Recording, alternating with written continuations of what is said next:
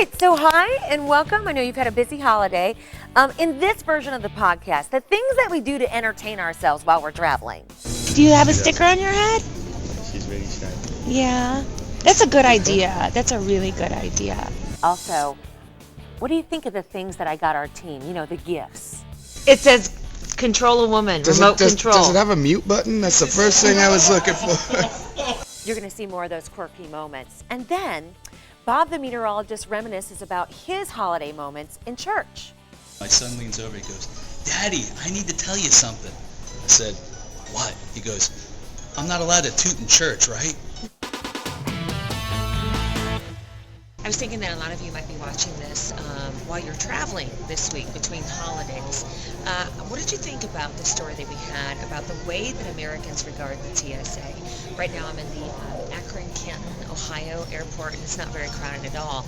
But apparently we as Americans regard the TSA, I have to say it low because they're right behind me, and the IRS at the same level. We despise the IRS and the TSA equal amounts. The only other federal agency that scores worse in terms of how we like them is FEMA. Not exactly good. You know, apparently we don't like the way that rules are enforced differently at different airports. We don't like the long security lines, and perhaps mostly we don't like we don't like the pat down. We don't like to be felt up at the airport. It happens to me all the time. I was thinking about the funny things that people do during travel just to kind of entertain themselves. My husband and I are sitting on the plane right now, getting ready to go to Ohio. And so we have a long history of betting each other things, stupid stuff. We saw this little girl with a sticker on her head, and it ended up being a barcode. It was a price tag. So here's what I asked her. Did she get through security faster with the barcode? Did she? Much faster. I think that's how we should all do it, right? Yeah. And if you lose her? Did she just like the sticker? Huh? Did she just like the sticker? Yeah. You can get a refund if you don't want her.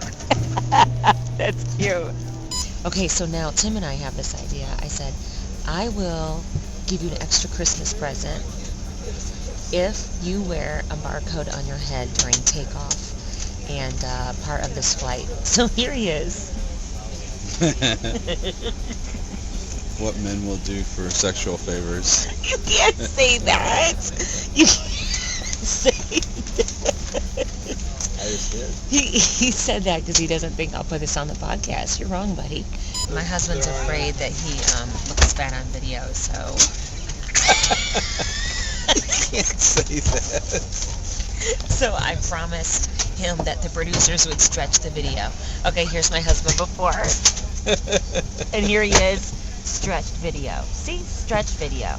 So there was Tim wearing the barcode on his head until finally someone said something to him. Thank you, again. Is he for sale? How much? How much is this puppy in the window? What's that? Okay, so bet over. How mature, I know. On another matter here, I could not get over the story that we had that more and more teens think that deception is okay to get ahead in life. Here's how the story hit the air.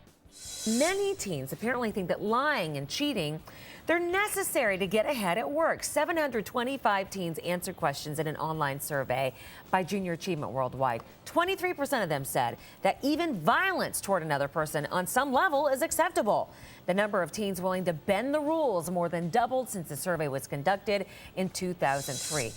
Okay, so that's the story, but here were your thoughts on it. Here are the emails that I read on the air. Cheat, lie, and get ahead. It seems like it's the American way. Just ask your local senator or representative. It needs to change, but I can definitely see why many teens would feel like they do. I think that 40% of teens believe that the violent, lying entertainment directed at them is to be emulated. I guess we should be thankful that 60% have been taught to have enough sense to know the difference. As far as being cutthroat myself, the nature of my business is ruthless. I have to be prepared to take on anyone who gets in my way. I would never survive the ministry otherwise. Kidding. You gotta love that email from the minister, right? Back in the studio now, I like to give you a look behind the scenes. Here are some of the reactions when I gave some of the team members their Christmas gifts. I love Tony's reaction. Okay, this is Tony. Tony's copy editor, producer. He does everything. What is it? What is it? Is this really gonna work? It says control a woman, remote control. Does it have a mute button? That's the first thing I was looking for. It does. Oh no, wait, it's got a cook button. That's awesome. Cook and mute, man. I'm in good shape. What else does it have on it? It's got a picture of a woman. Is that? No, it says beer. Look at this. Look at this. Look at this. Beer, sex, food. And right in the middle, everybody, remove clothes. And I believe that's the biggest button too. Rock. Thank you. Okay, some of these pertain to stories that we've done. I love it. You know how many stories we've had about holy toast and Jesus was seen on a macaroni? I think, what's the casino's name? They're gonna be Golden something. Golden Palace. Yeah. Golden Palace, call me. I'll have some religious artifact holy icon toast. bread for you soon. Call me. Okay, so back in the studio after my trip to Ohio, and I think I have like a holiday sugar hangover from my mom's cooking. Anyway, I asked Bob if he could give me a roundup of how his holidays were with his family. Hey, you know what? It started out on a nice side. We went to church for Christmas Eve. My son and my wife and I, and the parents stayed home with the baby. And it's just about ready to start the service, and my son leans over. He goes, "Daddy, I need to tell you something." I said, "What?" He goes, "I'm not allowed to toot in church, right?"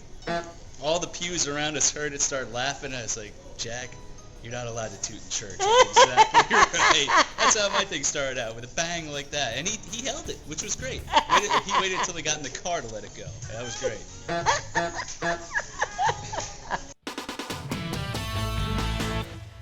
Let me just show you guys what's going on here. Do you see how crazy it is right now in here? Because they're doing a live show. They're doing a live show right now. So I just wanted to let you know what all the noise is about. And guess what Robin's doing right now? She is taping her next podcast. It'll be coming out fresh and live on Friday. I don't know if Robin can hear us. She can wave hello to us. Hey, Robin. Hello. This is Jerry. And Jerry, what's your title? I'm the network production manager. He's a boss. Okay, so anyway, we dragged one of the bosses in on this. So Jerry, you have the viewer emails. I have some fun viewer emails this week. Okay, Mark is a firefighter in Michigan. He wants to know how he can go about getting an autographed picture for his station. Anybody can get an autographed picture, and I'm thank you for wanting one. My mama always said sign them while people want them because they won't always want them. Mm-hmm. Yeah. Anyway, they're free.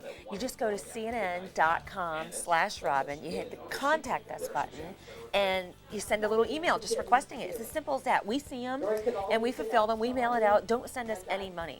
No money. Don't send us any envelopes. Just as simple as that. Thank you for wanting one. What else you got? All right, this is from Julie in Indiana. She says, on December 10th, you wore a great bow necklace. Where can she get one? Okay, you know what's funny?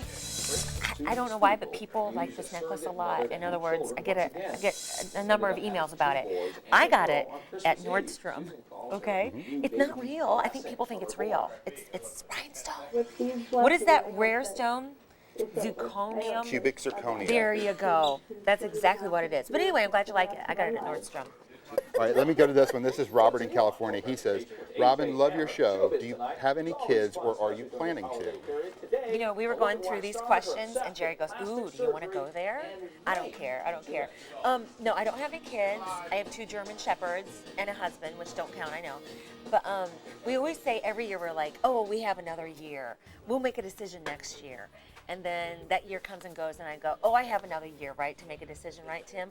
So, because we're both so on the fence about it. I mean, I think they're wonderful, but I can't see me putting children here. That's a good Can I just order them up? Can one arrive?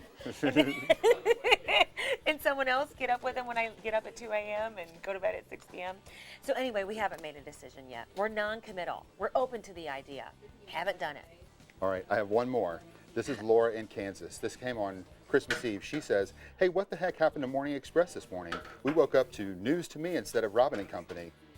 Ooh, who was that again? This is Laura in Kansas. Laura, can a girl have a day off? I mean, gosh, I gotta wrap gifts too. Laura, I mean, thank you for watching. We do appreciate it. But dang, I mean, God, can I just get a day off?